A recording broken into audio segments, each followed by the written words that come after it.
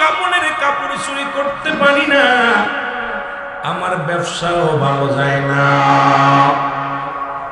নবী গো, খবর পাইলাম একটা যুবতী মেয়ে মারা গেছে। এই যুবতী মেয়ে মারার খবর শুনে যাও, আমি কোথায় আমি চলে গেলাম, ওই কাপনে শরীক হলাম, দাপনে শরীক হলাম, জানাজায় শরীক হলাম। জানাজার নামাজ পড়িয়া সব মানুষ যার যার বাড়িতে চলে গেল। আমি অপেক্ষা আছি কখন রাত নেমে আসবে, কখন ওই কবর খুঁড়ব, ওই কবরে ঢুকিয়া কাপনের কাপড় চুরি করব। নবী গো, সব মানুষ যখন যার যার ঘরে ঘুমায় গেল, যার যার ঘরে চলে গেল, আমি আস্তে আস্তে করে কবর গোরস্থানে গেলাম। ও আমার যুবক বাবারা শোনো, এর গত পরশুদিনকে নিউজটা শুনলে বড় আশ্চর্য হয়ে যাওয়া। গাইবান্ধার জমিনে কবর থেকে মানুষ তুলে মানুষের গোস্ত খায়, মানুষে নরখাদক মনে করছে শিয়ালে খায় লাশটারে মুসলমান। এখন যা দেখে দুইজন ব্যক্তি বইয়া বইয়া একটা বাচ্চা ছেলে মারা গেছে, তার লাশটা কবর থেকে তুলে উঠায়া এই তাজা গোস্ত ছিঁড়ে ছিঁড়ে শিয়ালে কুকুরের মতো খায়। কোন দেশে আছেন রে মুসলমান, শুনে নাও। আজকে দেশের মধ্যে গজব, পৃথিবীর মধ্যে গজব, সব জায়গা জিনাবা বিশাল। আমার যুবক বাজানরা যেহেতু মাহফিলে বসেছ, কয়েকটা কথা বলে যাই, তার উপরে আমি আলোচনা শুরু করে অন্যদিকে একটু গল্প করে আগে আলোচনা করে আসি। জোরে জোরে চিল্লায়া বলা যাবে না আল্লাহু আকবার। যুবক ডাকতে বলে, নবী গো,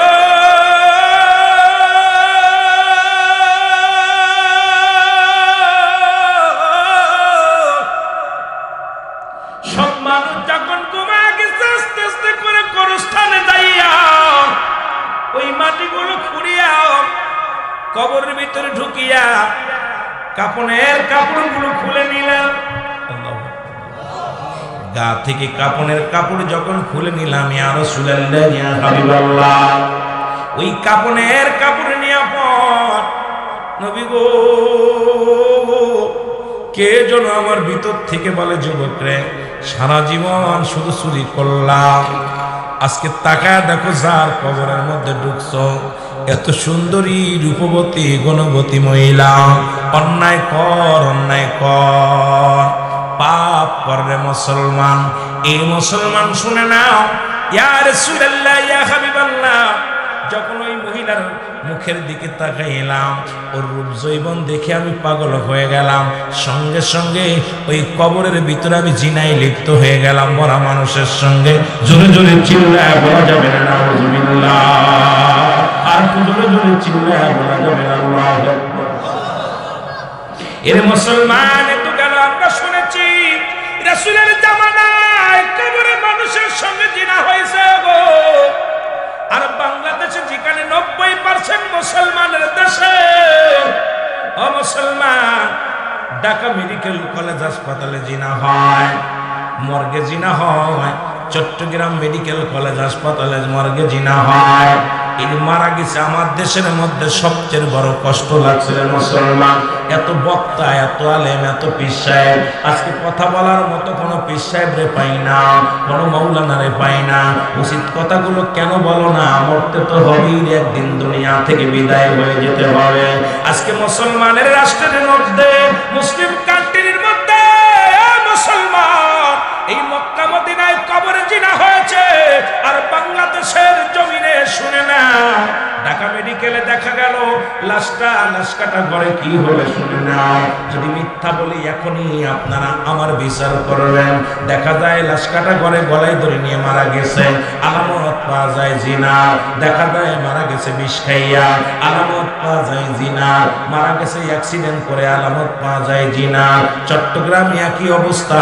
তখন চিন্তা করলো ডাক্তার সাহেবরা, বসলো, হাকিকতটা কি জানার দরকার। এবার ডোমরে যাইয়া সিসি ক্যামেরা লাগাইয়া ডোমরে নিয়ে যখন রিমান্ডে নিয়ে মুসলমান 7 দিনের রিমান্ড দিছে রে। ডোম বলল, একজন নয়, দুজন নয়, আজ থেকে শত শত যুবতী নারী, যে সমস্ত মেয়েরা আত্মহত্যা করে, অ্যাক্সিডেন্ট করে মারা যায়, এই সুন্দরী যুবতী নারীগুলো যখন আমরা তাদের কাস্ট কাটার জন্য, এই তাদেরকে অপারেশন করার জন্য যখন আমরা টেবিলের পর উঠাই, ওর রূপ যৌবন দেখে সহ্য করতে পারি না, আগে জিনা করিনি। আজকে মুসলমান শুনে নাও, একজন নয় দুজন নয়, এইরকম শত শত জিনা হয় যেখানে বাংলার জমিনে। আজকে মুসলমানের রক্তক্ষরণ হয় না, মুসলমান বোবা হয়ে গেছে। কিসের নামাজ, কিসের রোজা, কিসের হজ? আজকে এই সমস্ত মানুষের আমাদের মাঝে বিচার, জিনার বিচার গো। মনে রাখবে কোথায় আলোচনা রাখলাম, পৃথিবীর মধ্যে যদি কোনো যুবক, অবিবাহিত যুবক, অবিবাহিত যুবতী যদি জিনা করে গো, এই জিনার বিধান হলো, ভালো করে শুনে নাও, ভালো করে জেনে নাও, জিনাকারীর বিধান যদি অবিবাহিত পুরুষ, অবিবাহিত নারী যদি জিনা করে, তাকে সর্বপ্রথম 100 ডুরা তার গায়ে মারতে হবে। কয়েকটা ডুরা মারা পরে যদি মারা যায়, এর উপরে তারা কি করতে হবে? তাকে গোসল করাবে, তাকে কাফন পরাবে, তাকে জানাজা পড়ে কবরে দেওয়া হবে। বাকি যে বেতের আঘাতগুলো বাদ থাকবে, এগুলো তার কবরের উপরে মারতে হবে। একটা বিচার যদি এই কুমিল্লার জমিনে হতো, একটা বিচার যদি বাংলার জমিনে 2-4টি বিচার করা হতো, আল্লাহর কসম করে বলি, আমার দেশের যুবক যুবতী, যুবক যুবতীরা পার্কে যেত না, আমার দেশের যুবক যুবতী অন্যায় করতো না, কোথাও কোনো হোটেলে যেত না, প্রীতি করিয়া দেহ বেচা কিনা করতো না, এগুলো ছিল তাই বন্ধ হয়ে যেত। জোরে জোরে চিল্লায় বলেন ঠিক কিনা? একটু সাউন্ড বাড়াও, মাইকে একটু টোন বাড়াও। একটা বিচার যদি হতো, এই অবৈধ প্রেম প্রীতি সব বন্ধ হয়ে যেত। যারা বলেন ঠিক বিচার, বিচার। এখন যদি কোন বিবাহিত পুরুষ যদি জিনা করে, এ মুসলমান, যেদিকে তাকায় শত শত দেখি বলৎকার। গত 3 মাসে 913 জন বলৎকার ধরা পড়েছে।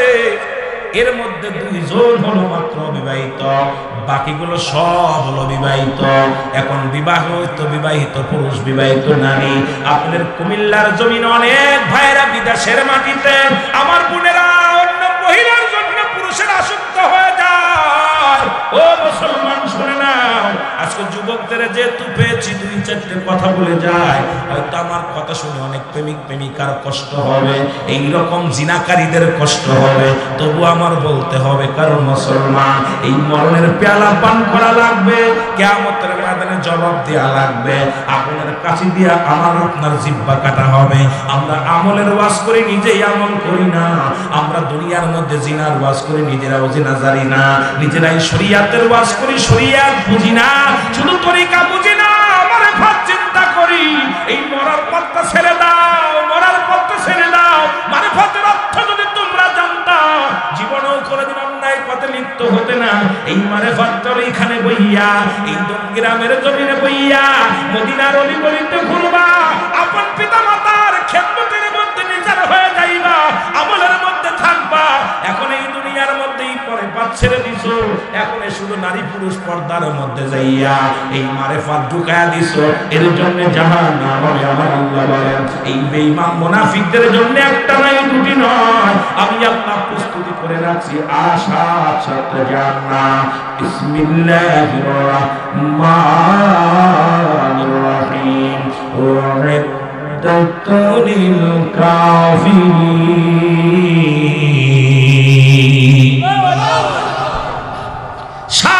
7টা জাহান্নাম প্রস্তুতি করে রাখছে কাদের জন্য? জাহান্নামীদের। কয়টা যাবেন না? এখন বিবাহিত পুরুষ, বিবাহিত নারীদের জন্য শাস্তির বিধান শোনো গো। আজকে যেখানে যাই শুধু পরক্রিয়া, মেম্বার সাহেব জানে, যদি পার্লামেন্টে আসে প্রায় সপ্তাহে 2-4টা আসেই, শুধু এগুলো আসে। ভালো করে শুনে নাও, যদি কোনো বিবাহিত পুরুষ, বিবাহিত নারী জিনা করে, শাস্তির বিধান হলো পৃথিবীর মধ্যে সর্বপ্রথম নাভি পর্যন্ত এই মাটির মধ্যে পুঁততে হবে। এইবার তারে কঙ্কার সুরে মারতে হবে, পাথর সুরে মারতে হবে, যতক্ষণ পর্যন্ত মারা যাবে না, যতক্ষণ পর্যন্ত মৃত্যুবরণ করবে না, ততক্ষণ পর্যন্ত মারা বন্ধ হবে না। যখন নিশ্চিত হয়ে যাবেন মারা গেছেন, তখন তারে ওই মাটি থেকে খুলে উঠাইবেন। উঠাইয়া দিবালয় মানুষের সামনে কুকুর শিয়াল দিয়ে খাওয়া দিতে হবে লাশটা। কোনো বিবাহিত নারী, বিবাহিত পুরুষের কোনো জানাজা পাবে না। বিবাহিত নারী, বিবাহিত পুরুষ জিনাকারী কোনো কাফন পাবে না, দাফন পাবে না। এইরকম একটা জিনাকারী যদি কবরে শুয়ে থাকে, এই বড়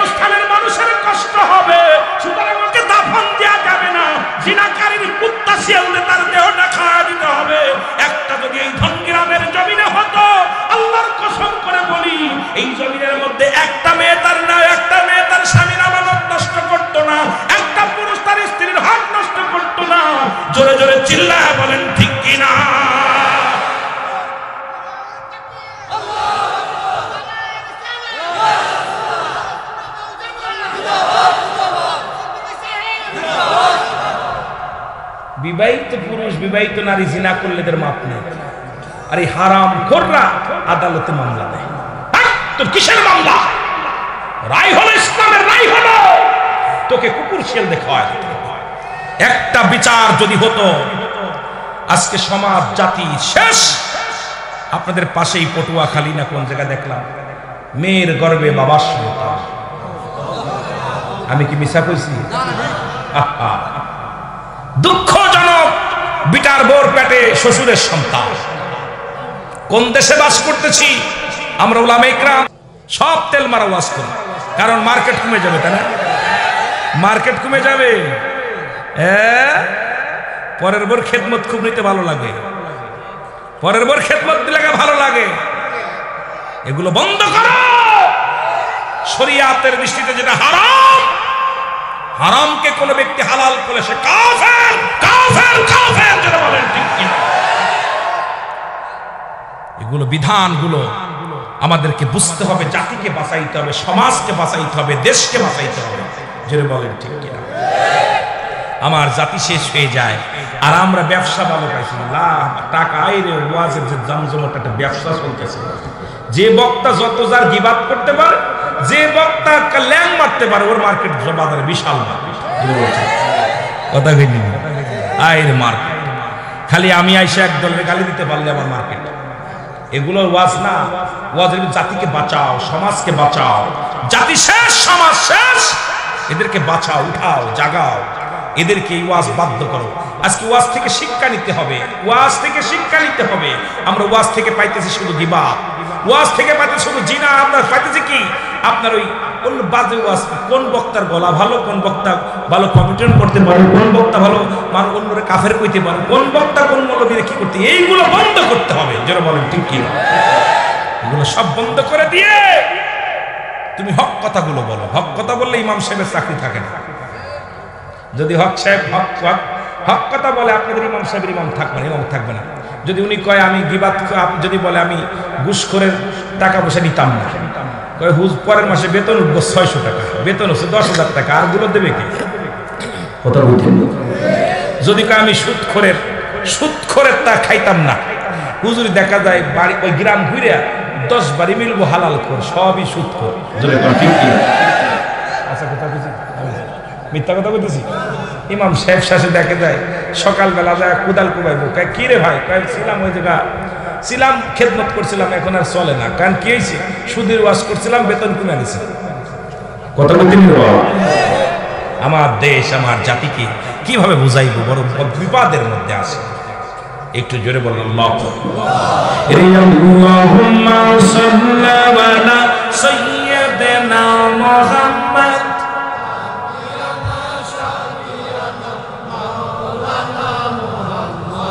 আল্লাহুম্মা সাল্লি আলা সাইয়্যিদিনা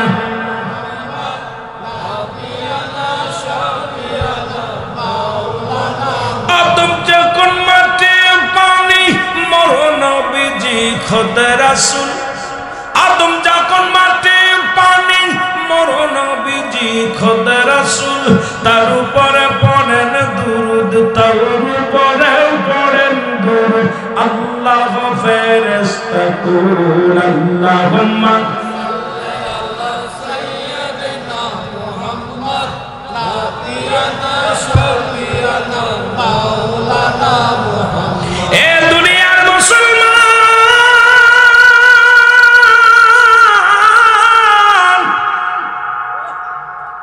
আল্লাহর নবী বলে যুবক রে তুমি দূর হয়ে যাও। বলে হুজুর যখন ওই মেয়ের সঙ্গে আমি জিনায় লিপ্ত হলাম, কবর থেকে যখন কাপড় নিয়ে উঠতেছিলাম, ইয়া রাসূলুল্লাহ ইয়া হাবিবাল্লাহ, ওই যুবতী কবর থেকে আওয়াজ এসেছিল, যুবক আমি অসহায়, আজকে তুমি বাধা দিতে পারলাম না। ও যুবক তুমি আমার সঙ্গে ব্যভিচার করলে, অন্যায় করলাম, আমি আল্লাহর আদালতে মামলা দিলাম, আমার আল্লাহ যেন কোনোদিন তোরে ক্ষমা করে না। জোরে জোরে চিল্লায় বলো আল্লাহু আকবার। ইয়া রাসূলুল্লাহ ইয়া হাবিবাল্লাহ, সেই থেকে আমি ঘুমাইতে পারি না, সেই থেকে নবী গো আমি খাইতে পারি না, চলতে পারি না। নবী গো আমাকে তো তওবা ফরমায় দাও। নবী কয় দূর হয়ে যাও, আমার কদম থেকে দূর হয়ে যাও। এই যুবক চলে গেলেন কানতে কানতে, একদিন নয় দুদিন নয় 40টা দিন পার হয়ে যায়, গিলাস পানি খায় না, শুধু গাছের লতা পাতা খার কান্দে। আল্লাহ তুমি আমারে মাফ করে দাও, আমারে ক্ষমা করে দাও। যুবকের গায়ের চোখের পানি পড়িয়া মুখের মধ্যে গা হয়ে গেল, দেহখানা কোনকাল মাটির মধ্যে গোড়ায় আর কান্দে কান্দার বলে আমার আল্লাহ তুমি যদি আমার মাফ না করো আমি কোথায় যাবো গো আল্লাহ। কানতে কানতে অবশেষে হাম পাইলেন যুবকরে তোর চোখের পানি আল্লাহ কবুল করেছে। যুবক রাহমাতুল্লিল আলামিনের কদমের মধ্যে যাও, রহমতের নবী যেন তোরে তওবা করায়া দেয়। নবীর কদমে চলে আসলেন, নবীজি তারে তওবা করায়া দিলেন, মাফ পেয়ে গেলেন। আমি আপনাদের অনুরোধ করে যাই রে যুবক, ওই শুনেছি আমরা মক্কা মদিনায় জিনা হতো কবরে, আর এখন বাংলার জমিনে জিনা হয়। এর থেকে বাঁচার কি উপায় সেইটা আমাদের এখন খোঁজার দরকার, জোরে বলেন ঠিক কিনা? সেটা খুঁজে আমি দেখলাম আজকে মানুষের মতো মানুষ হতে পারি নাই। বাবা বলতো মানুষের মতো মানুষ হতে হবে, দাদাই বলতো মানুষের মতো মানুষ হতে হবে, চাচাই বলতো মানুষের মতো মানুষ হতে হবে, সবাই বলতো মানুষের মতো মানুষ হতে হবে। এখন আমরা চিন্তা করতাম দাদাই বলে মানুষের মতো মানুষ হতে হবে, বাবাই বলতো মানুষের মতো মানুষ হতে হবে, বাবাই বলতো মানুষের মতো মানুষ হতে হবে। এখন আমি চিন্তা করতাম বাবারও তো দুটি হাত, আমারও তো দুটি হাত, বাবারও তো দুটি চোখ, আমারও তো দুটি চোখ, বাবার যা আছে আমারও তাই আছে, মার যা আছে আমারও তাই আছে, উস্তাদেরও যা আছে আমারও তাই আছে। তবে মানুষ হতে হবে কেন? আজ বুঝেছি কেন বলেছিল মানুষ হতে। আজকে মানুষ বিদেশ থেকে ডিগ্রি লইয়া, লন্ডন থেকে আমেরিকা থেকে লক্ষ লক্ষ টাকা খরচ করে বড় বড় ডিগ্রি নিয়া এমবিবিএস ক্যাডার হইয়া, বিশেষ ক্যাডার হইয়া অফিসে বসিয়া যারা ঘুষ ছাড়া যাদের কলম চলে না, আজকে লক্ষ লক্ষ টাকা যারা ঘুষ খায়, এই সমস্ত মানুষগুলো তারা মানুষ হতে পারে না। তারা মানুষ বলেন ঠিক কিনা? আমি আমার জরিপ দ্বারা মিলাইছি, আপনাদের কেমন জানি না, আমার জরিপ দ্বারা দেখলাম 99% শিক্ষিত মানুষই ঘুষখোর। আমার দেশে কোনো রিক্সা চালক ঘুষ খায় না, আমার দেশে কোনো কৃষক ঘুষ খায় না, ঘুষ খায় বড় বড় অফিসাররা। যেটা বলেন ঠিক কিনা? বড় বড় ডিগ্রি নিয়ে অফিসের মধ্যে বইছে। আমার দেশে সবচেয়ে কষ্ট পাইলাম ওদিন যে আমার দেশে পিয়নের হয় 5টা করে বাড়ি। পিয়নের হয় কয়টা বাড়ি? 5টা বাড়ি। অনেকে আবার কইব হুজুর কি কন? আমি গত কয়েকদিন আগে দেখলাম মন্ত্রণালয়ে 2 পিয়নের 5টা করে বাড়ি ঢাকার শহরে। বোর গাড়ি আলাদা, মেয়ের গাড়ি আলাদা, ছেলের গাড়ি আলাদা, নিজের গাড়ি আলাদা। দুদক যখন ধরছে, 2টা ছেলে মেয়ে গভর্নমেন্ট স্কুলে পড়ে, তার বেতন হচ্ছে 30,000 টাকা, উনি মাসিক বেতন পায় 17,000 টাকা। পিয়ন পায় কত? কথা কইতে নি রে বাবা? 17,000 টাকা পিয়ন পায়, আর ওর ছেলে মেয়ে 2টা পরে 30,000 টাকা মাসিক খরচ। কত? আর ওর বেতন কত? ওর বইয়ের যে দামি প্যারাডো গাড়ি, ওরও শেষ করলা। ছেলের হচ্ছে 2টা এলিয়ন গাড়ি, 2 ছেলে মেয়ে 2টা, 5টা বাড়ি। উনাকে জিজ্ঞেস খালি এসব আল্লাহ দিছে। কত কইতে রে বা? বগুড়ার পিয়নে বলছে সব আবার আল্লাহ দান করছে। কয় কেমনে দান করছে? কয় হুজুর ওই যে বড় অফিসার গিয়ে তদবির করি তো ওর জন্য কিছু পাওয়া যায়। কয় তুই যদি এত পাস তাহলে অফিসার কেমনে পাইছে? কথা কইতে রে বা? দেশের পিয়নের 5টা বাড়ি হয় এই দুর্নীতিবাজদের জন্য। আজকে আমার জাতি বিপদের মধ্যে, আমার সমাজ বিপদের মধ্যে। এই দুর্নীতিবাজদের সে কোনতলের দেখার বিষয় না, তাদেরকে ধরতে হবে। জোরে বলেন ঠিক কিনা? আরো জোরে বলেন ঠিক কিনা? বিদেশ থেকে ডিগ্রি নিয়ে ডক্টর ইঞ্জিনিয়ার হইয়া যাদের টাকার জন্য অপারেশন করে না, অনেক রোগী মারা যায়। কথা বলেন ঠিক কিনা? এরা মানুষ না মানুষ? হিসাব করে দেখছি তারা পড়ালেখা করছে, ডিগ্রি নিছে, কিন্তু মানুষ হতে পারে নাই। এরা অমানুষ। যারা বলেন ঠিক কিনা? আর যারা মানুষ হয়েছে সারাদিন পরে 1 টুকরা খানা খাবে, তবু হালাল খাবে। জোরে বলেন ঠিক কিনা? আরো জোরে বলেন ঠিক কিনা? এরা অমানুষ হয়েছে, অমানুষ। আবার আমার দেশের অনেক সরকার ৮০,০০০, ৯০,০০০, ১ লাখ টাকা বেতন দেয়, তারপরে ঘুষ খায়। জোরে বলেন ঠিক কিনা? ঘুষ না খাইলে ওদের পেট ভরে না, ঘুষ না খাইলে পেট ভরে না, সুদ না খাইলে পেট ভরে না। কোথায় যাবি তুই? সুদ ঘুষ নিয়ে কোথায় যাবি এই দুনিয়ার মধ্যে? তুই এখন মস্তানি করতেছিস, দুদিন পরেই তো শেষ জিন্দেগি। জোরে বলেন ঠিক কিনা? আর একটু জোরে বলেন ঠিক কিনা? আমার ভাইরা, আমার বন্ধুরা, আমার গভীর মনোযোগ। যুবক বাবাদের জন্য একটা কথা উপদেশ দিয়ে যায়, কারণ সব তো শেষ হবে। কুল্লুমান আলাইহা ফান, সব শেষ করে দিবে কে? এটা জোরে কর না, কে? আল্লাহ সব শেষ করে দেবে। তাই এত মস্তানি করে লাভ কি? এই যে বাড়ি করছে, সুন্দর ঢকের বাড়ি, সেকেন্ডের মধ্যে একদম শেষ। কথা বলেন না? সেকেন্ডের মধ্যে। আল্লাহ কয় কিচ্ছু বলতে কিচ্ছু রাখবো না, এই জমিনটা আমি রাখবো না। আমার কথা না, কোরআনের কথা। কোরআন বলে এই জমিনটা আমি রাখবো না, জমিনের সমস্ত মাটিগুলো পুরায় তামা বানায় দিব। জমিনটার মধ্যে যত পানি আছে সমস্ত পানিগুলো আমি পুরায় ছাই বানায় দিব। এই জমিনের মধ্যে কিচ্ছু বলতে কিচ্ছু যেদিন থাকবে না, সেদিন থাকবো শুধু আমি আল্লাহ। আমি থাকবো আমার নবীর ভালোবাসা নিয়ে, আমরাও থাকতে চাই রাসূলুল্লাহর ভালোবাসা নিয়ে, আল্লাহর গোলামি নিয়ে। জোরে বলেন ঠিক কিনা? আর একটু জোরে বলেন ঠিক কিনা? সব শেষ। কুল্লুমান আলাইহা ফান, সব শেষ। আর একটা গান গাই কিনা দিন, হাই রে মানুষ, রঙিন মানুষ, রং ফুরাইলে ঠুস, সব শেষ। জোরে বলেন ঠিক কিনা? আহা, এই হলো আপনার আমার জিন্দেগি। জোরে বলেন ঠিক কিনা? আমার ভাইরা, আমার বন্ধুরা, জিরার ওয়াজ করতে যায় একটা কথা বলে যে একজন যুবক নবীজির প্রেমিক ছিলেন, সাহাবী ছিলেন, প্রতিনিয়ত মসজিদে নামাজে যায়। আর এই মসজিদের পাশের বাড়ির এক যুবতীর নজর পড়ে গেল। যুবকের প্রতি প্রেমে আসক্ত হয়ে গেলেন। প্রতিদিন যখন নামাজে যায় দাঁড়ায় আলিঙ্গন করে।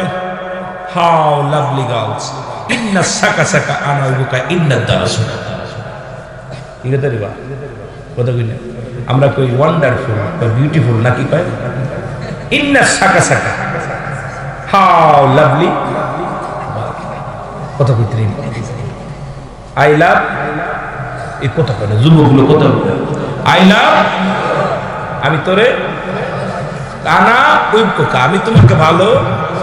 এটা শিখানো যাবে না। আবার হুজুররা এই আরবিতে কই তোরে, তাহলে বিপদে পড়ে দেবো। বাংলা কই বেলা কাপড়া জানুক আর না জানুক, আই লাভ কইতে। কথা কই নেই, কিচ্ছু জানে না, খালি খালি আই লাভ এইটা কয়। এটার মানে কি রে? কয় ভালোবাসি। কথা কইতে নি, এই কথা কন না কেন? ভালো ভালোবাসাবাসি বা কথা কইতেন। আরো জোরে। এর দুর্নীতির ওই রাত্রাই বসে জাহির করে জ্ঞান, কলম দিয়া কামাই টাকা, কলম দিয়া কামাই টাকা, আবার ধরে সাধুর ভানুরা শিকি। কইতে পারবেন না আমার সাথে? ওরা শিক্ষিত শয়তান, ওরা শিক্ষিত। আরো জনে বলেন দুর্নাহির করে জ্ঞান, কলম দিয়া কামাই টাকা, আবার ধরে সাধুর ভান, ওরা শিক্ষিত। রমজানের শেষে গেলে দেখা যায় ঈদের মাঠে যাওয়ার সময় ঘুষখোর গাড়ি নিয়ে জায়নামাজ নিয়ে আগে জায়নামাজ নিয়ে বইয়া পড়ে। দেড় সারা রাত একটা মাস বোনাস পাঠাইছে 50 লাখ টাকা, খালি সুদ খাইছে আর ঘুষ খাইছে। জোরে কর ঠিক কিনা? দাড়িটাই কি দেয় কে?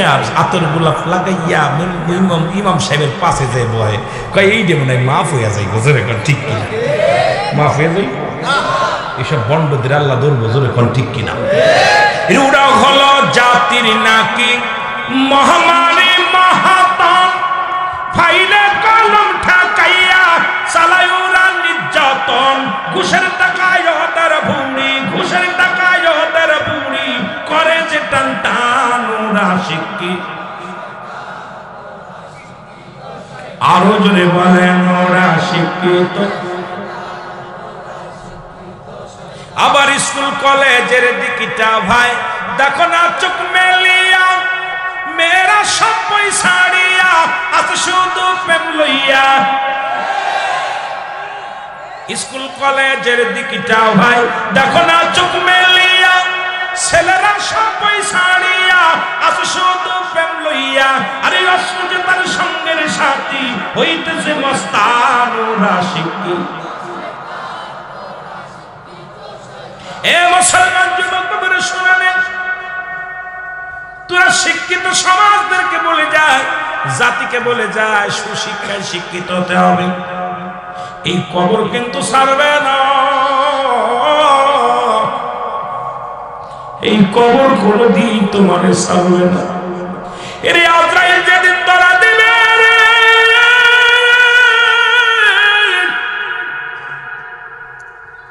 এই দুনিয়ার রং তামাশা চলবে না,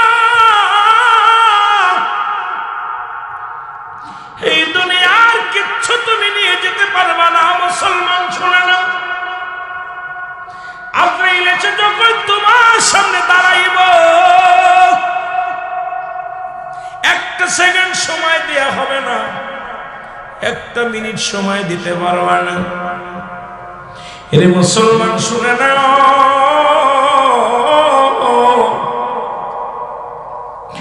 এই মরণের পেয়ালা পান কর্তব্যের মধ্যে কোন সন্দেহ নাই। 2 নাম্বার বিপদ হলো কবর। কবরের মধ্যে যেদিন আপনাকে আমাকে শোয়া দিবে রে বাবা। ও যুবক বন্ধুরা, আমি যুবকের ওয়াজ করতে যাই একটু আগায় গেছিলাম, আবার একটু পিছিয়ে আসি। এর যখন তোমার কবরে শোয়া দিবে ওই কবরের ভিতরে একজন ফেরেশতা আসবে, না বলে তার নুমান ফেরেশতা। যদি বলেন কি ফেরেশতা? নুমান ফেরেশতা তোমাকে ডাক দিয়ে উঠাইবে, বান্দা ওঠো। অনেক লম্বা ইতিহাস, আমি কেমনে বলবো। বান্দারে ডাক দিয়ে উঠায় বলো ওঠো। বান্দা উঠবে, নুমান ফেরেশতার হাতের মধ্যে 2 টুকরা কাগজ থাকবে। এক টুকরা হলো নেকির কাগজ আর একটা হলো বদির কাগজ। নুমান ফেরেশতা ডাক দেবে, বান্দা ওঠো। ও তাজুল ইসলাম মেম্বার সাহেব ওঠো। মেম্বার সাহেব উঠাইবে, ডাক দিয়ে উঠানো ডাক দিয়ে বলবে, মেম্বার সাহেব এই না তোমার আমল নামাটা নাও। পৃথিবীর মধ্যে আপনি যে কাজ করেছেন আপনার নিজের আমল নিজের লেখা লাগবে। 2 কেরামন কাতিবিন, 2 ফেরেশতা প্রতিটা মানুষের কাছে থাকে। আপনি সারা জিন্দেগি 80 বছর, 50 বছর, 70 বছর হায়াত পালেন বাবারে। এই যত আমল নামাটা লিখছেন সব আমল নামা যার যার আমল নামা তার লেখা লাগবে। নমান কলম। আমার দেশে অনেক মুসলমানই জানে না, অনেক আলেমরা এই আঙ্গুলের মাথায় চুন জড়াইয়া পান খায়। আমি বলি দাদারে, তোদের পায়ে ধরে বলে যাই আঙ্গুলটাই চুন লাগাস না। এই আঙ্গুলটা হবে একমাত্র কবরের ভিতরে তোমার কলম, তোমার পেন। এই কলম দিয়া লেখা লাগবে। এই আঙ্গুলের বড় দাম। এই আঙ্গুল দিয়া নবীজি চন্দ্রকে দ্বিখণ্ডিত করেছে। এই চন্দ্রকে দ্বিখণ্ডিত করেছে আমার নবীজি। সুতরাং এই আঙ্গুলটার মর্যাদা, আঙ্গুলটার দাম অনেক বড়। মুসলমান ডাকতে বলবেন, তাজুল ইসলাম বলবে, তাজুল ভাই মেম্বার সাহেব বলবে, ফেরেশতারা আমি তো এখন কলম পাইলাম, কালি পাবো কই? ডাকতে বলবো ফেরেশতারা, ও তাজুল ইসলাম শোনো, ওই কলম তুমি পাইলা, কালি তোমার মুখের থুতু বড়। আমি আপনাদেরকে পায়ে ধরে বলে যাই, আজ থেকে মুখের মধ্যে গাঁজার টান দিয়েন না, মদের টান দিয়েন না। আজ থেকে বিড়ি খাবেন না, সিগারেট খাবেন না। আজ থেকে গালের মধ্যে আপনাদের পায়ে পড়ি, আপনাদের হাতে ধরে বলে যায় যুবক বাবারা, এই মুখটা দিয়া মায়ের গর্ভে যখন ছিল নাবির সঙ্গে নাবির যোগাযোগ করায় দিছে, জোড়া লাগায়া দিছে। এই মুখটা জিকিরের জন্য আল্লাহ পবিত্র রাখছে। এই মুখটা দিয়া আমার আল্লাহ কুরত্ব খাওয়ান নাই। সেই মুখ দিয়া কেমনে তুমি হারাম জিনিস খাও? সেই মুখ দিয়া কেমনে তুমি বিড়ির মধ্যে টান মারো? এই মুখ দিয়া তুমি কেমনে গাদার মধ্যে টান মারো? এই মুখ দিয়া কেমনে তুমি মদের পেয়ালা হাতে নিয়ে টান মারো? আমি যুবকদের হাতে ধরে বলে যাই, পায়ে ধরে বলে যায়, এই মাদককে না বলো, মাদককে না বলো। এই মুখ দিয়ে কাউকে কষ্ট দিও না, এই মুখ দিয়া কাউকে আঘাত দিও না, এই মুখ দিয়ে কোনোদিন হারাম জিনিস ঢুকায়ও না। এই মুখের থুতু মুবারক হবে কালি।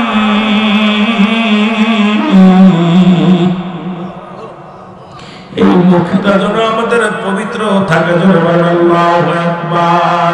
আমার মহারানা শিবে কখন কেউ তো জানি না, আমার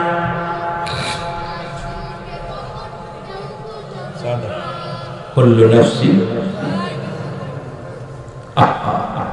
এই পৃথিবী চিরদিন থাকার জায়গা নয়, অন্ধকার কবর যে তোমার আসল ঠিকানার মানুষ, অন্ধকার কবর যে তোমার। এই আমি চলে যাব, আমায় তোমরা ভুইলা যাইও না, আমি চলে যাব। আমার মহারানা শিবে কখন কেউ তো জানি না,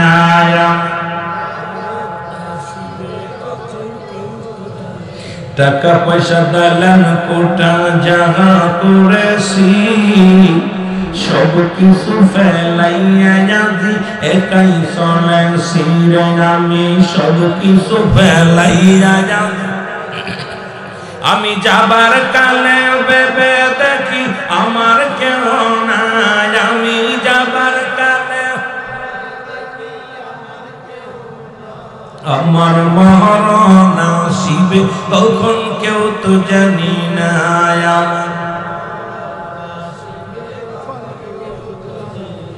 এ দুনিয়ার মুসলমান শুনে না, একটু দিলের কান্ডা লাগে শোনো গো, মুখের থুতু মুবারক হবে কালি। আপনাদের এই গোরস্থানে যাদের শোয়া রাখছে, এই লাশের সঙ্গে 3 টুকরা কাপড়ের কাপড় দেয়া হয়। এই প্রথম কাপড়ের কাপড়টা টানতে খুলে নিয়ে হবে গাঁ থেকে। বান্দা বলবে, ও ফেরেশতা, কলম পাইলাম, কালি পাইলাম, কাগজ তো আমার কাছে নাই। কাপড়ের কাপড় টানতে খুলে বলবে, বান্দাই না, এটার মধ্যে লেখো। এই কাপড়ের কাপড়ের মধ্যে আমলনামা লেখা শুরু হয়ে যাবে সেকেন্ডের মধ্যে, মিনিটের মধ্যে। অমুসলমান কম্পিউটারের মতো সেকেন্ডের মধ্যে লেখা শেষ। হাত থেকে টানতে খুলে নিবে, ছিঁড়ে নিবে। এবার কাপড়ের আর এক টুকরা কাপড় টানতে খুলে নিবে। এই কাপড় নিয়ে বলবে, বান্দা তুমি লেখো। 40 বছর 80 বছরের জিন্দেগি রে তুমি কেমনে কাটাইলা, এই নাও। বান্দা তাকা দেখে রে, কত নামাজ ছেড়ে দিছি, কত মানুষকে জীবনে ঠগাইছি, আমার জন্য কত মানুষের চোখের পানি পড়ছে, কত মিথ্যা মামলা দিছি, কত মানুষের অসহায় মানুষের কত যন্ত্রণা দিছি, কত মানুষের জমা জমি ফাঁকি দিছি, কত জিনা করেছি, কত মাল ফাঁকি দিছি, ওজনে কম দিছি, কত বন্যায় অপরাধে জড়ায় গেছিলাম। সব কিছু কোনায় গানের প্যান্ডেলে বসেছিলাম, কোথায় মদের প্যান্ডেলে বসেছিলাম, কোথায় অন্যায় পথে পা বাড়াইলাম। সব কিছু দেখে বান্দা একটা চিৎকার মারবে, বলবে, বান্দা বলবে, আমি এই অন্যায়গুলো করি নাই, এই অন্যায়গুলো আমি করি নাই। সঙ্গে সঙ্গে কম্পিউটারের মতো ক্যামেরা সেট হয়ে যাবে রে মুসলমান। কত তারিখ, কত মাস, কোন বছর, কত সেকেন্ড, কত সময় তুমি অন্যায়টা করেছিলে, ওই রকম ভিডিও পেলে সামনে বাইর হয়ে যাবে। বান্দা চিৎকার মেরে বলবে, ফেরেশতারা রে, আমাদের তুমি এইগুলো লেখায়ও না, আমি সইতে পারি না আল্লাহ। এমন সময় ফেরেশতা ডান দিক থেকে চাপ দিবে মাটি, বাম দিকে হাড্ডিগুলো চলে যাবে। বাম দিক থেকে চাপ দিবে, ডান দিকে হাড্ডি চলে যাবে। উপর থেকে নিচে থেকে চাপ দিবে রে মুসলমান। এই মাটিগুলো যখন চাপ দিবে, এবার এক একটা গম্বুরা মাতুরে দিয়া যখন আঘাত করবে, শত শত গজ মাটি নিচে চলে যাবে। বান্দা এত জোরে চিৎকার মারবে রে, ওই কবরবাসীর চিৎকার যদি দুনিয়ার মানুষ শুনতো,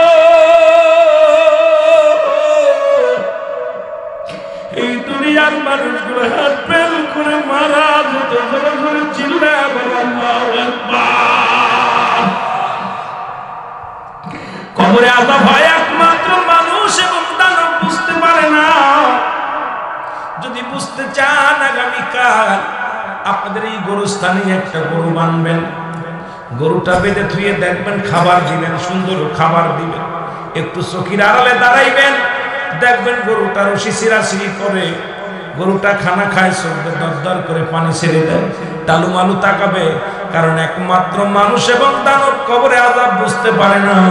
ওই কবরে আযাব আপনাদের গোরস্থানে যারা শুয়ে আছে, কোন কবরে আযাব হচ্ছে এটা একমাত্র পশুতে বুঝতে পারবে, আপনি বুঝতে পারবেন না। ওই কবরবাসীর ওই চিৎকার যদি দুনিয়ার মানুষ শুনতো, এত জোরে আওয়াজ, এত বড় চিৎকার, এই দুনিয়ার মানুষগুলো সব আত্মের উপরে মারা যেত।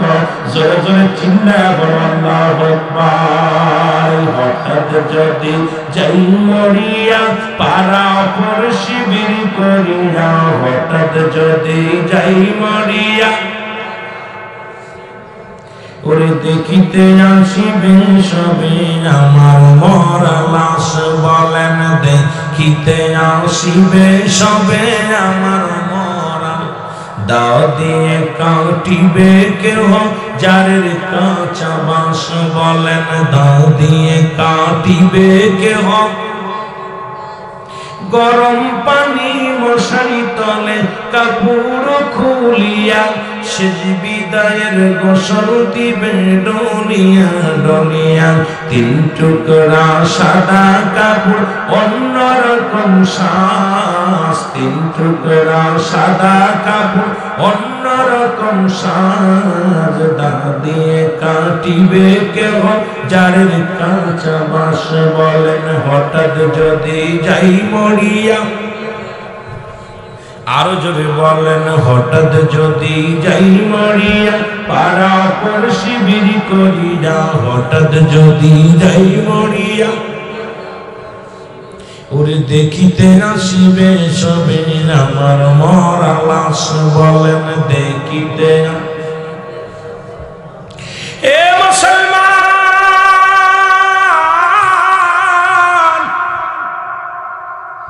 ওই কবরটার মধ্যে যখন আপনাকে আঘাত করে করে লেখাইবে নোমান ফেরেশতা, সমস্ত আমলগুলো যখন লেখা হয়ে যাবে রে, এ ভাইরা, আপনার বদির আমল যখন বেশি হয়ে যাবে, গলার মধ্যে লটকায় দিবে, এই কাগজ খানা লটকায় দিয়ে বলবে গুড বাই, আমি বিদায় নিলাম। 50 বছরের জিন্দেগি পাইয়া, 80 বছরের জিন্দেগি পাইয়া রে বান্দা, তুমি নামাজ পড়ো না, রোজা রাখো নাই, তুমি হালাল খাদ্য খাও না, কত অন্যায় করেছো, বাবা মারে খাবার দাও নাই, বাবা মাকে কষ্ট দিছো, বিবিকে বেপরদায় রাখছো, নিজেও তুমি বেপরদা হয়ে চলছো, দুনিয়ার মধ্যে সুদ ঘুষ খাইছো বান্দা, আমি বিদায়।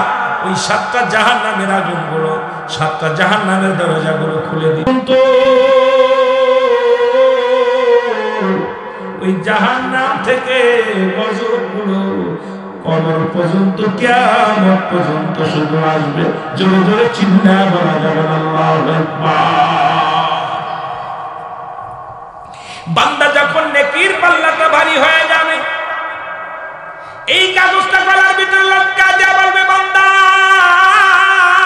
তুই বড় ভাগ্যবান, বুদ্ধিমান, দুনিয়ার জিন্দেগিতে তুমি ভালো কর্ম করেছ, অন্যায় করো না, জুলুম করো না, মানুষকে ঠগাও নাই, বিবিকে পর্দায় রাখছো, মেয়েকে পর্দায় রাখছো, নিজে তুমি ইসলামের বিধান মেনে চলছো, 5 ওয়াক্ত সালাত আদায় করেছো, হালাল খাদ্য খাইছো, বান্দা তুমি বড় ধন্য রে বান্দা, তোমার জন্য প্রস্তুতি করা আছে। আল্লাহ বলেন বিসমিল্লাহির রাহমানির রাহিম, উ'ইদ্দাত লিল মুমিনিন, আল্লাহ কয় মুমিন মুত্তাকিনদের জন্য আমি আল্লাহ প্রস্তুতি করে রাখলাম আত জান্নাত। জোরে জোরে চিল্লায়া বলা যাবে না মারহাবা। এর একটা দরজা খুলে দিবে রে, ওই একটা দরজা জান্নাতের, একটা দরজা খুলে দিবে, একটা জান্নাতি খুলে দিবে। কিয়ামত পর্যন্ত জান্নাত থেকে নিয়ামত আসবে, জান্নাত থেকে মুসলমান সুগন্ধি আসবে, জান্নাত থেকে খাবার আসবে, জান্নাত থেকে মুসলমান যত নিয়ামতগুলো আছে তোমার কবর পর্যন্ত পৌঁছায় দিবে বান্দা। এত কষ্ট করে রোজা রাখছো, নামাজ পড়ছো, হালাল পথে থাকছো, এটা বিফলে যাবে না। কিয়ামত পর্যন্ত তোমার জন্য আমার আল্লাহ রাখছে ভালো জায়গা, ওই জান্নাতের সুবিধান জান্নাত পাবা তোমরা। ও মুসলমান শোনো, ওই কবর থেকে যখন তোমার কবরটা 2 নাম্বার বিপদ, 3 নাম্বার বিপদ হলো কিয়ামতের ময়দান। ওদিন আর ভয়ঙ্কর অবস্থা, মুঠার উপরে সূর্যোদয় হবে, মানুষের মস্তিষ্কগুলো গলে গলে পড়বে।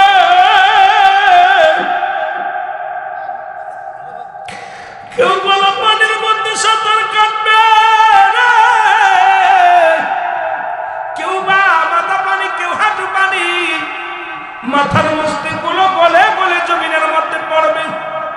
ও মুসলমান শুনে না, সেদিন পিতা পুত্র চিনবে না, ভাই ভাইকে চিনবে না, আত্মীয় আত্মীয়রে চিনবে না, কেউ কারো চিনবে না, সবাই দৌড়াইবে, ছোটাছুটি করবে। সেদিন একমাত্র উম্মতের দরদি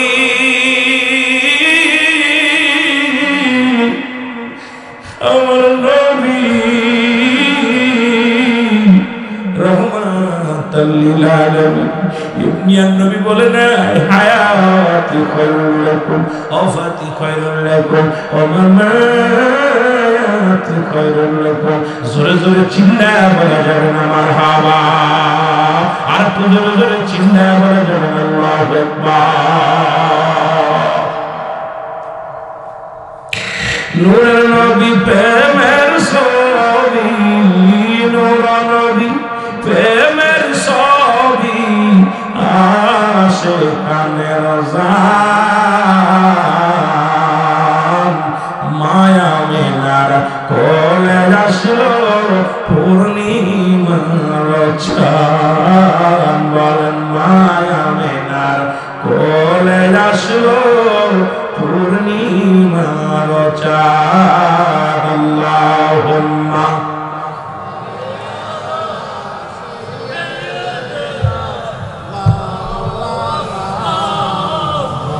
ওয়ালা আলি সাইয়্যিদিনা। এ ভাইরা আমার, বন্ধুরা আমার, আমি যে কথাগুলো বলতেছিলাম শুনে না, মানুষগুলো দৌড়াইবে, প্রেসারিত হয়ে যাবে, আদম শফিউল্লাহর কাছে দৌড়ে আসবে, আদম নবী অপারগতা দেখাইবে। এ মুসলমান শুনে শুনে না, যে আদম নবীর কাছে জিবরিল আমিন আসেন বারবার, চলে যাবেন ইদ্রিস আলাইহিস সালামের কাছে, যার কাছে জিবরিল আমিন আসেন 4 বার। চলে যাবেন খোদা ইব্রাহিম নবীর কাছে, ইব্রাহিম নবীর কাছে জিবরিল আমিন আসছে মুসলমান 42 বার। চলে যাবেন মুসা নবীর কাছে, মুসা নবীর কাছে জিবরিল আমিন আসছেন 450 বার। এবার সর্বশেষে একমাত্র পাপীদের কান্ডারি আমার নবী চলে যাবেন তার কাছে, যার কাছে জিবরিল আমিন আসছেন 24,000 বার। এই দরদি নবী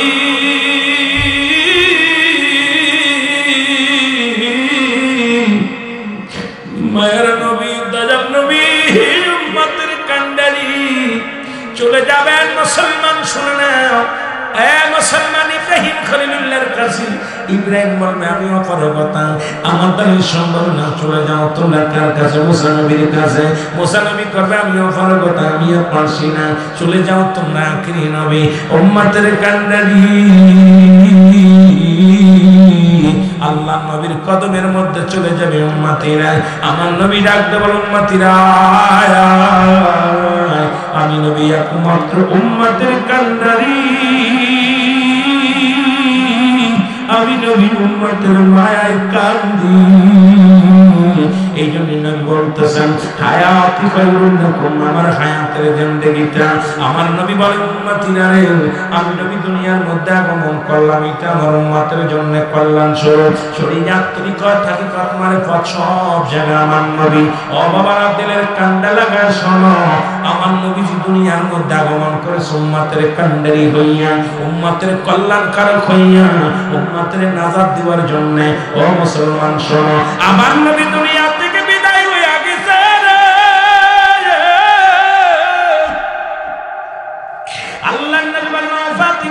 রেখো, আমার ওফাত দিবসটা শুনে নাও।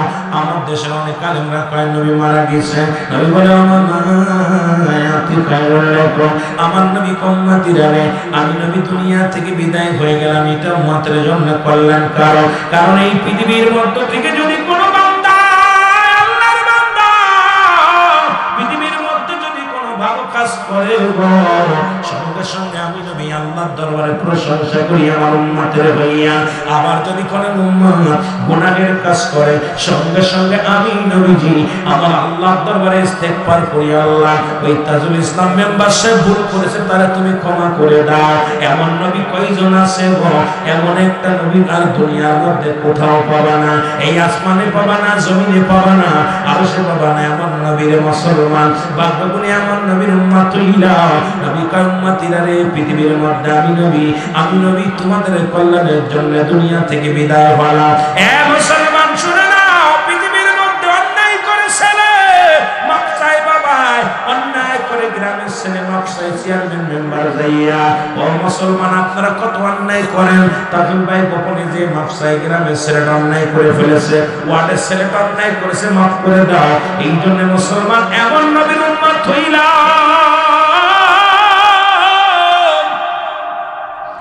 ভুল করে উম্মত মাফ চায় আমার নবী।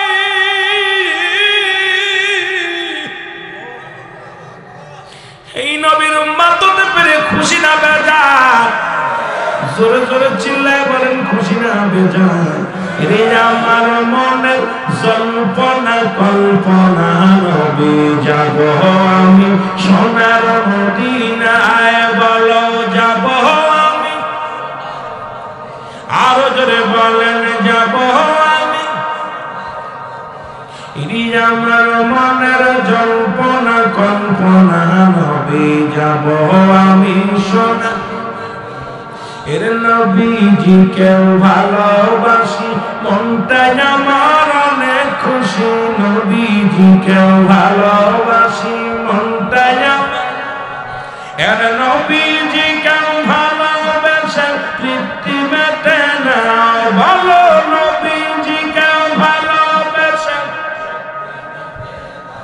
না গো, যাব আমি সোনা। আরো জোরে বলেন যাব আমি সোনা।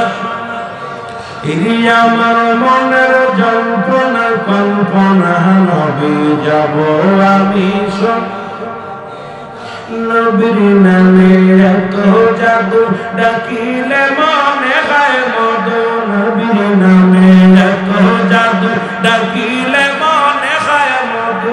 এই মধু কোথাও মেলে না, বলো এই মধু কোথাও মেলে না গো, যাব আমি সোনা। আরো জোরে বলেন যাব আমি সোনা। আমার মনের জল্পনা কল্পনা, নবী যাব আমি। ইদম গ্রামবাসীর যত গুনাহ মাফ করে দাও মাবুদ মওলা। কুমিল্লা জেলার যত গুনাহ মাফ করে দাও মাবুদ মওলা। মাফ করে দাও নবীর উসিলায়, ভালো মাফ করে দাও নবীর উসিলায় গো, যাব আমি সোনা। আমার মনের জল্পনা কল্পনা, নবী যাব।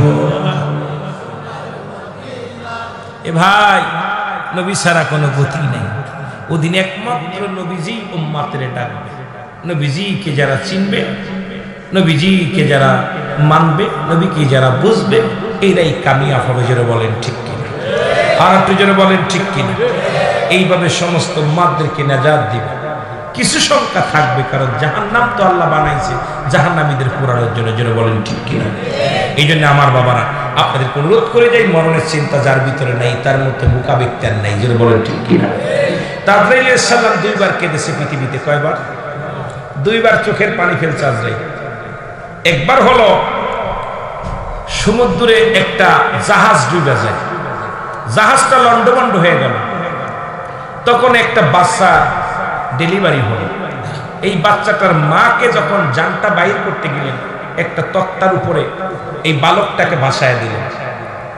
আর তার মার রুহটা কবজ করলেন। তখন আজরাইল আলাইহিস সালাম ওই বাচ্চার মুখের দিকে তাকাইয়া চোখের পানি ধরে রাখতে পারেন, আজরাইল আলাইহিস সালাম কেঁদে দিয়েছেন। আল্লাহু আকবার। আজরাইল বলতেছে আল্লাহ আরেকবার আমার কান্না এসেছিল, কেঁদেছিলাম। সেবার হলো যখন সাদ্দাত জান্নাত বানালো। সাদ্দাত যখন জান্নাত বানালো, অল কমপ্লিট, জান্নাত কমপ্লিট হয়ে গেছে, জান্নাতের ভিতরে ঢুকবে। তখন আমাকে হুকুম দিয়েছিলেন জানটা কবজ করতে। যা দেখি শত শত সাদ্দাত, এক দুইটা না, এইরকম শত শত সাদ্দাত বানাইয়া জান্নাতের চারিপাশে ঘিরে রাখছে। তখন আমি চিনেছিলাম না আসল কোনটা নকল কোনটা। তখন আমার আল্লাহ বলছিল সাদ্দাতের রুহু যখন বাইর করব তখন আসলটা পড়ে যাবে, সময় হলে। তখন আজরাইল আলাইহিস সালাম, হে আল্লাহ, সাদ্দাত একটা পা ঢুকাই দিয়েছে জান্নাতের মধ্যে দেখার জন্য। তখন আমি পিছন থেকে টেনে ধরেছি। তখন সাদ্দাত অন্যায় বিনাইতে আমার কাছে কেঁদে কেঁদে বলেছিল, আজরাইল আমাকে একটা মিনিট সময় দাও, আমি শুধু দেখে আসি। এত শখ করে জান্নাত বানাইলাম। সেদিন ওই সাদ্দাতের কান্নার করুণ দৃশ্য দেখে আমার চোখে পানি ধরে রাখতে পারছি না। আমার বাবারা, এই দুই ব্যক্তি ছিল একই ব্যক্তি। আল্লাহু আকবার বলেন। এই দুই ব্যক্তি ছিল ওই সাদ্দাতের মা সাদ্দাতকে ডেলিভারি দিয়ে পাহাড়ে ওই সমুদ্রের ভিতরে পুরো জাহাজটা লন্ডে সবাই মারা যায়, একমাত্র সাদ্দাত বেঁচেছিল। ওই সাদ্দাতকে আল্লাহ পাক কি করেছিল, ভাসাইতে জঙ্গলের ভিতরে নিয়ে গেল। ওই জঙ্গলের ভিতরে একটা বাঘিনীর বাচ্চা হয়েছিল, ওই বাঘিনীর বাচ্চাটা মারা যায়। তখন বাঘিনীর দুধ, অনেক দুধ, তখন কি করবে, উনি দুধ খাওয়াবে, খালি দুধের যন্ত্রণা ছটপট করতেছে, পিপাসায় পানি খেতে আসছে। তখন সাদ্দাত বাদশা ওই সাদ্দাতের ওই তক্তাখানায় বলে, তখন ওই বাচ্চাটা দেখে বাঘিনী কি করলো, দুইটা পা সামনে দিয়ে পানি খেতে গেল। আর এই মুখ দুধে, বানের দুধ, আপনার এই গাভীর বাকি বাঘিনীর ওই দুধটা যায় সাদ্দাতের মুখের মধ্যে পড়ছে আর চাটা মারছে। সাদ্দাত বাঘের দুধ খেয়ে ফেলছে। তখন মায়ের ভালো লাগছে। মার ভালো লাগলে বাঘিনী সাদ্দাতের কাল্লা ধরে, মাথা ধরে টানতে টানতে নিয়ে জঙ্গলের ভিতরে নিয়ে গেল। এই বাঘের দুধ খায়া মানুষ করছে আল্লাহ সাদ্দাতকে। আল্লাহু আকবার বলেন না। কিসের দুধ খায়া? এই আল্লাহ হলো স্রষ্টা, আমরা হলাম সৃষ্টি। সমস্ত মাখলুকাতকে খাওয়ায় কে? এই বাঘিনীর দুধ খাওয়ায় আল্লাহ। মানুষের বাচ্চারে বাঘের দুধ খাওয়ায় মানুষ করছে। এই শয়তান ইবলিস কি করলো দেখেন, এ আমার খোদাকে মানতে, খোদার জান্নাত আছে এটা মানতে, উনি জান্নাত নিজে বানাইছে। কত বড় নেমহারাম কথা বুঝছেন, কত বড় নিকৃষ্ট হলে সে পায় উদর আল্লাহর জান্নাত, আমি নিজে জান্নাত বানাই যাব। কথা বুঝেন নাই? এই সাদ্দাত জান্নাত আল্লাহ ঢুকতে দেয় নাই। এইরকম আমার বাবারা, আল্লাহ সবকিছু পারেন। তাই মসজিদের খেদমত আমি আর আলোচনা আগাবো না, 2টা বাজতে চললো, আর 5 মিনিট আছে। আমিও ক্লান্ত, আপনারাও ক্লান্ত। আমি আগেই বলেছি যে আল্লাহ আমাকে কি দয়া করছে তার মধ্যে শেষ নাই। যে গাড়িটা হঠাৎ করে গাড়িতে পিছনের চকের জাম্পার লিক হয়ে তেল পড়া শুরু করে, সামনের 2টা ভেঙে চুরে পড়ে গেছে। কি অবস্থা! যাক সাল্লাম অনেক কষ্ট করে সেরে আনছি।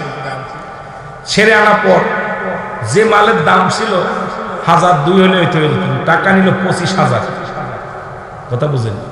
এইটা নষ্ট না, এখন ইমার্জেন্সি করতে হইব, করে নিয়ে আসছি। এরপরে আসার পথে যে একটা দুর্ঘটনা থেকে আল্লাহ বাঁচাইছে, একটা গাড়ি চাপ দিছে, আমরা প্রায় একদম অবস্থা খুব খারাপ, ব্রিজের নিচে আপনাদের ঢুকা রাখবে। আল্লাহ দয়া করছে, যেখান থেকে আল্লাহ রক্ষা করছে, বিপদ আপদ থেকে রক্ষা করার মালিক আল্লাহ, যেটা বলেন ঠিক কিনা। ওদিকে গেলাম, আপনাদের আবার পথ ভুল করে চলে গেছে আমরা অন্যদিকে। লোকেশন দিছে, মোবাইলে নিয়ে যাচ্ছে আর একদিন, কিন্তু আমি ওই ঘটনাটা কিনি। এখন একটা মসজিদ দেখলাম, মানে কি উত্তর কি যেন সোয়ারা মসজিদের কাছে চিন্তা, একটা মসজিদ দেখি চাইন, তখন বললাম মুখ জায়গা আছে। তা আসলে আল্লাহ লিখে রাখছে কোন সময় যাম। আমি যতই চেষ্টা করি, মেম্বার সাহেব অনেক আশেক মানুষ আমার বলছে, ভাইজান ওইদিন কবে দেবেন বলেন, আপনি যেদিন দেবেন সেদিন নেবেন। প্রোগ্রাম তো দিছিলাম, যদিও আসতে দেরি হয়, তারপর আপনারা বসে আছেন ছাতক পাখির মতো, আপনাদের ঋণ শোধ হবে না। এই মুরব্বী মার যুবকরা যখন দোয়া করে আল্লাহ তারে কবুল করে নেয়। জোরে বলুন আমিন। আরো জোরে বলেন আমিন। বুড়োরা দোয়া করলে আল্লাহ কবুল করে, বাচ্চাদেরও কবুল করে। আপনারা শুনলে খুশি হবেন, আপনার ভারতের দিল্লির জুমা মসজিদটা বানাইছে বাদশা শাহজাহান। কে বানাইছে? জোরে বলেন কে বানাইছে? 10 বছর লাগছে মসজিদটা করতে। কয় বছর? 10 বছর। এই মসজিদে নামাজ পড়তে গেলে প্রাচ্য দেখবেন দেখবেন ওই মসজিদে একজন দাঁড়াইলে 4টা মানুষ মনে হয়, 4 পাশে মানুষ আছে, ডাইনে বামে মনে হয় মানুষ দাঁড়াই আছে। এই মসজিদটা যখন কেবলা নির্ণয় হয় নাই, বাদশা শাহজাহান নামাজ প্রথম জুম্মা, দ্বিতীয় জুম্মা, তৃতীয় জুম্মা নামাজ পড়লেন। আল্লাহ পাক ইলহাম দিয়ে বলে, শাহজাহান তুমি নামাজ পড়তেছো, তোমার মসজিদে নামাজ কারো হবে না। কেন? তোমার কেবলা নির্ণয় হয় না। শরিয়াতের কেবলা কাবা, মুনাজাতের কেবলা আরশে আজিম, দু জাহানের কেবলা রাহমাতাল লিল, আরো জোরে আলামিন, রাহমাতাল লিল আলামিন। এখন কেবলা নামাজ হলো শর্ত, কেবলা শর্ত, কেবলা নির্ণয় করা শর্ত। এই মসজিদটা ভেঙে বানাইতে হবে। বাদশা শাহজাহান বলল, আমার বুকটা তোমরা ভেঙে দাও, এই পাজরে যতগুলো হাড় আছে ভেঙে দাও, তবু আমার মসজিদের গায়ে আঘাত করো। এই যে সুন্দর মসজিদ, আমি এক জুম্মা নামাজ পড়েছি এই মসজিদে, ইমাম সাহেব ভালো বক্তৃতা দেন, অনেক সুন্দর আলোচনা করেছেন, আমিও সলাত আদায় করেছি, জুম্মার সলাত। ইমাম সাহেব আমাকে দেখে নাই বটে, যেহেতু সময় দেরি হয়ে গেছিল, নামাজ পড়ে গেছি, একটা জুম্মার নামাজ আমি পড়েছি। এই জন্য বলবো, এই মসজিদটা যখন ভাঙতে বললো, বাদশা শাহজাহান বললো, তোমরা আমার বুকের হাড্ডি ভেঙে ফেলো, তবু আমার মসজিদের গায়ে হাত দিও না। মসজিদটাকে আমি কত ভালোবাসি। এরে খালি তো বলেন বাদশা শাহজাহান তাজমহল বানাইছে, খালি তাজমহলের মধ্যে সীমাবদ্ধ না, সে একটা জান্নাতের একটা আল্লাহর ঘর বানাইছে। আরো জোরে। তখন মসজিদের কেবলা নির্ণয় করবে কেমনে? কয় কেমনে? উনি সন্ধান নিলেন সবার কাছে, কয়েকজন আল্লাহর ওলির কাছে যাও। উনি চলে গেলেন কার কাছে? আপনি প্রথম চলে গেলেন ওই জামানার, তৎকালীন জামানা একজন আল্লাহর ওলি হলো নিজামউদ্দিন আউলিয়া, যাদের কথা আল্লাহ বলে সূরা ইউনূসের মধ্যে 11 নম্বর পারা 62 নম্বর আয়াত, আল্লাহ বলে আলা শাবদান ইন্নানি চালা ইন্নাহু আল্লাহ তিনি যারা ওলি হয় লা লাইকুম চন্দ্রত্ব হয় আল্লাহ যিনি অবস্থান করে হুমুদের উপরে একজন, তাদের কোনো চিন্তা নাই, ভাবনা নাই। মেরকাত ছাড়া মেরকাত 10ম খণ্ড 722 নম্বর পৃষ্ঠা, তাফসীরুল বায়ান 5ম খণ্ড 524 নম্বর পৃষ্ঠা। রাসূল বলে আলা শাবদান ইন্নানি চালা ইন্নাহু আল্লাহ তিনি যারা ওলি হয়েছে লা ইয়ামউত, তাদের মৃত্যু নাই। জোরে বলেন মারহাবা। নিজামউদ্দিনের কাহিনী সবাই জানেন, মানুষ খুন করে আল্লাহর ওলি হয়েছে। কি করে? কথা কয় না রে, সে একটা ভালো কাজ করছে। কোন কাজ? উনি যখন মানুষ খুন করত, হঠাৎ করে একদিন কবর গোরস্থানে যাচ্ছে, গোরস্থানে যায় দেখে কবর থেকে মানুষ, এক প্রেমিকা, প্রেমিক মারা গেছে। মনের দুঃখে চিন্তা করছে, তোর তো দুনিয়াতে বাসর হলো না, তোর কাছে কবর থেকে উঠে বাসর করবে। উনি তাকায় চিন্তা করে কবর খুঁড়ে, এখানে কবর খুঁড়ে দেখে এক যুবতী মহিলার লাশ টেনে উঠেছে। উঠে দূর থেকে উনি দেখতেছে, আড়ালে থাকা কইতেছে, দুনিয়ায় তোর লগে বিয়া হয় না, আমার ফাঁকি দিছি না, আজকে তোর লগে জিনা করবো। তখন ওকেও হত্যা করে। ওকে যখন হত্যা করার পর আমার আল্লাহর আদালতে রায় হয়ে গেল, এই খুনি নিজামউদ্দিন, আজ থেকে তুই এই মহৎ কাজ করার কারণে আল্লাহর আদালতে তুই আল্লাহর ওলি হয়ে গেছিস। জোরে বলেন মারহাবা। আর একটু জোরে। আল্লাহ কখন কার কপাল খুলে দেয়, কখন এই জন্য মানুষকে হিংসা করা যাবে না। পাপকে ঘৃণা করো, পাপী কেন? জোরে বলেন ঠিক কিনা? আল্লাহ কোন বান্দারে কোন সময় কবুল করে দেয়? সারা জীবন নামাজ পড়ছেন, মরার সময় কালেমা পড়তে না। আবার এমন আছে সারা জীবন 2 নাম্বারই করছেন, মরার আগে 2 মিনিট আগে এমন ইমান আনছে যে উনি ইমানদার হয়ে কবরে গেছে। জোরে বলেন ঠিক কিনা? এই জন্য হঠাৎ করে আপনি কাফের উপাধি দিবেন, যার এখানে বলবেন কাফের, কাফের পাইছো কি মেয়ে, দলিলা দিয়ে একদম দিয়া সমাজটাকে নষ্ট করতেছো, এগুলো মানুষকে বলা যাবে না। পাপকে ঘৃণা করতে হবে, পাপীকে না। যেটা বলেন ঠিক কিনা? নিজামউদ্দিন আউলিয়া করে এই দায়িত্ব আমার না, এইটা দায়িত্ব আছে একজন। কার? এই জামানা তোমার জঙ্গলে একটা আল্লাহর ওলি বাস করে, চেনো? কই না। কই সে ওলিটার নাম হলো আল্লাহর ওলি হারে বারেশা। জোরে বলেন মারহাবা। নাম কি? হযরত হারে বারেশা রাহমাতুল্লাহ আলাইহি। জোরে বলেন আল্লাহু আকবার। আরো জোরে বলেন। উনার সন্ধানে নিজামউদ্দিন আব্বাজান শুনে নেন, খবর দিল। এই খবর পায় হারে বারেশার খুঁজতে খুঁজতে দিল্লির জঙ্গলায় চলে গেলেন বাদশা শাহজাহান। এত বড় একজন জগৎ বিখ্যাত প্রধান, তিনি চলে গেলেন দিল্লির জঙ্গলে, যা খুঁজা তারে বাইর করলেন। তখন পা পরে তাকে পরিচয় হলো। উনি বললেন আমি মসজিদ ঠিক করে দেবো, শর্ত হলো একটা মসজিদের মেম্বারের পাশে আমার শুইতে দিতে হবে, শর্ত একটা যে মসজিদের কাছে আমি ঘুমাবো। তো বললো আমি বড় শখ করেছিলাম যে আমি বাদশা শাহজাহান মসজিদে আজান দিবে, আপনারা যারা অনেকে ঘুমাইছেন, অনেকে শখ, আল্লাহ কত কবুল করে ফজর আযান দিন, আসসালাতু খায়রুম মিনান নাওম,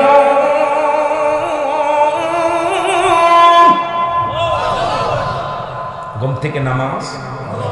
সবাই দুনিয়ার মানুষ হবে, কবরের মানুষ হবে। তো আযানগুলো সম্ভব। ভাগ্যবান ওরা যারা পাশে শুয়ে আছে, মসজিদের পাশে শুয়ে আছে, ইমাম সাহেব সূরা পড়তেছে, সূরাগুলো কবরে শুয়ে শুয়ে শুনতেছে। সুবহানাল্লাহ বলেন। ভাগ্যবান, ভালো লাগছে আমার যে কবরের পাশ, মসজিদের পাশে কবর, কবর গোরস্থানটা মসজিদের পাশে হয়েছে, অত্যন্ত খুশি হয়েছে। আজকে আমি খেয়াল করে যখন গাড়িতে বলে নামার পর দেখলাম, বললাম যে আগেই অত্যন্ত ভালো লাগছে যে মসজিদের একজন মুসল্লি তো দোয়া করবো, জোরে বলেন ঠিক কি। উনি বললেন আমি মসজিদের পাশে, আমার স্বপ্ন ছিল মসজিদের মেম্বারে শোয়াবো। তা বললো না আমি শোবো, ঠিক আছে। তখন মসজিদের পাশে যে আল্লাহর ওলি হারে বারে সাহেব মসজিদে হাত দিয়ে